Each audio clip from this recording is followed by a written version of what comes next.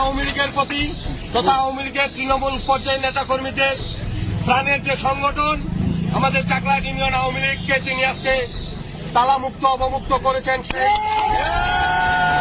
ত্রয়োদশ জাতীয় নির্বাচনে জয়লাভ করেছে বিএনপি। তারা বিপুল ভোটেই এই নির্বাচনে জয়লাভ করেছে।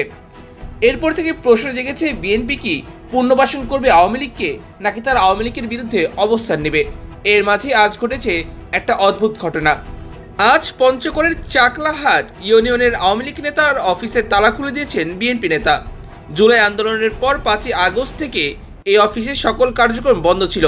ঝুলানো ছিল তালা, সেই তালা খুলে দিয়েছেন বিএনপির নেতাকর্মীরা। এর মাধ্যমে সেই জায়গাতে তারা আওয়ামী লীগকে পুনর্বাসনের একটা সুযোগ তৈরি করে দিয়েছে।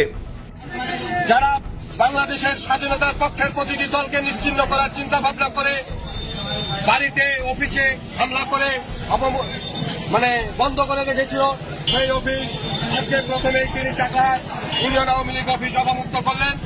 চাকলাহাট ইউনিয়ন আওয়ামী লীগ সহ সকল অঙ্গ সহযোগী সংগঠনের পক্ষ থেকে তিনার কাছে আমরা কৃতজ্ঞতা প্রকাশ করছি। সেই সাথে আগামী দিনে যে কোনো মিছিল, মিটিং, আন্দোলন, সংগ্রাম স্বাধীনতার সপক্ষে সকল উন্নয়নের ক্ষেত্রে আমরা না আওয়ামী লীগ, না বিএনপি, না জাতীয় পার্টি সকলে ঐক্যবদ্ধ হয়ে স্বাধীনতা বিরোধীদের পক্ষে থাকবো এবং